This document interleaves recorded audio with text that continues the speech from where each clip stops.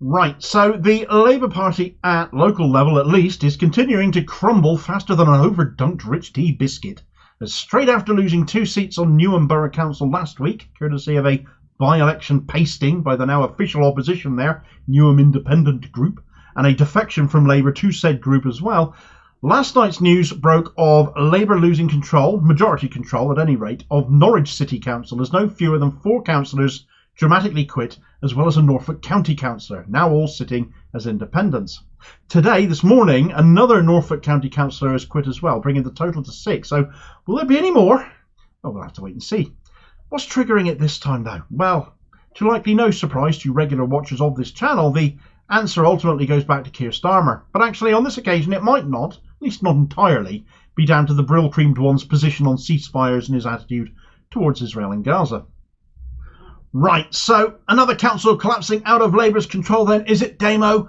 Yes, well, certainly less under their control than it was before, as now 4 Norwich City Councillors and 2 Norfolk County Councillors have quit the Labour Party in one fell swoop, leaving Labour running a minority-controlled council as things stand as I write this.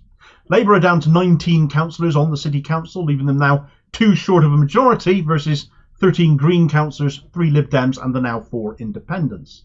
Labour can struggle to get key votes passed now as a result of this. And this is the 3rd council in as many weeks that Labour have lost control of, following Oxford City Council, where they retain minority control as they do here in Norwich, but they lost control of Burnley Borough Council completely, with 9 councillors and 11 councillors respectively having resigned. So why has this latest group then gone? Well, the circumstances of the 4 city councillors, one of whom was a former parliamentary candidate incidentally, resigning, apparently arises from a full council meeting, which is the biggest meeting of the month for a council, the monthly meeting which all councillors have to attend, where the 4 resigned after apparently the public were removed. And this is usually because confidential matters requiring discussion come up in the agenda, and that usually is done at the end of the session so people can go home and the councillors remain and deal with this bit of business. But it's alleged the police had to be called too.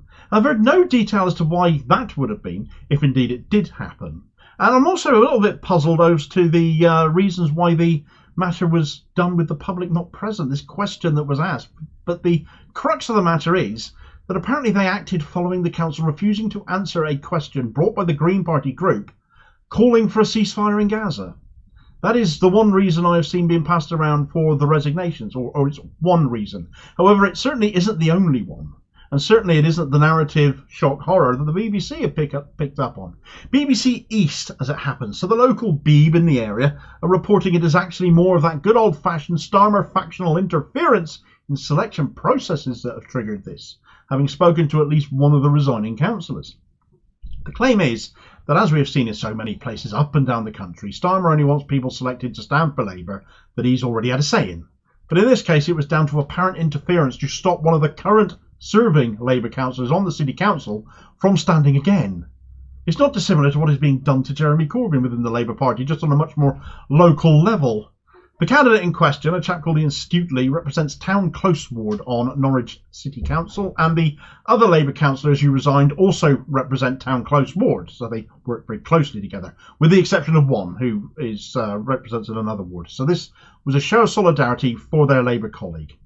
Why take this drastic course of action, though? Well, it was the only course of action left to them because they'd already lost the fight over this.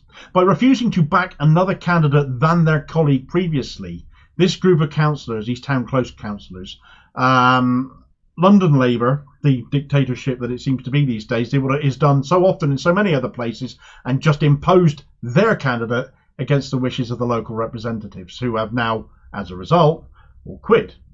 Add to that 2 Labour councillors on Norfolk County Council too, and that reduces the Labour representation on that council to just 10, putting Labour now behind the Lib Dems on that very much Tory-run council. But one of the city councillors, the BBC don't name which one, said, "The atmosphere had become toxic. I hadn't been sleeping properly. It had reached a point where you've got to do something to help yourself. That's why I had to leave.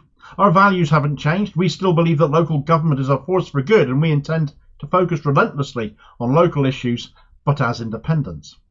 The 2 county councillors, one of whom was the deputy leader of the Labour group, or also now going to sit as independents, and the one who was resigned just this morning, Maxine Webb, said in relation to what had happened to Ian Stutely, the involvement in that process of Labour colleagues with whom I work closely and need to be able to trust has made my position representing Wensum as a Labour councillor unmanageable. The implication of that being the trust between Labour councillors here is gone, not just on Norwich City Council, but also Norfolk County Council to some extent as well. You just don't know who is saying what or doing what behind people's backs, is the impression I'm given. Ian Stutely is now going to stand as an independent after all of this. Yet again, what we have here is another totally avoidable mess caused by a Labour faction calling the shots who don't accept democracy unless it delivers the results that they want to see.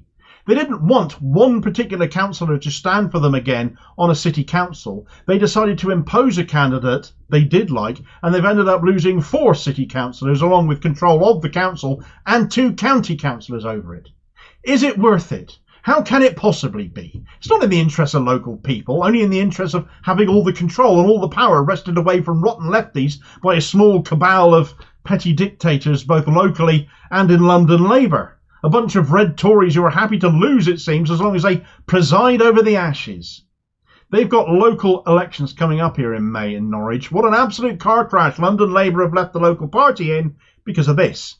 If you thought Starmerite factionalism and all these goings on and carryings on had gone quiet, it's just been continuing behind the scenes. It's just fallen down the news agenda somewhat. It's only when decent people stand up for what they believe in, though, that it gets noticed again at the moment. It gets picked up. And you have to realise what they are throwing away here, because Labour have been the dominant force on Norwich City Council for over a decade now. They held their majority on that council since 2012.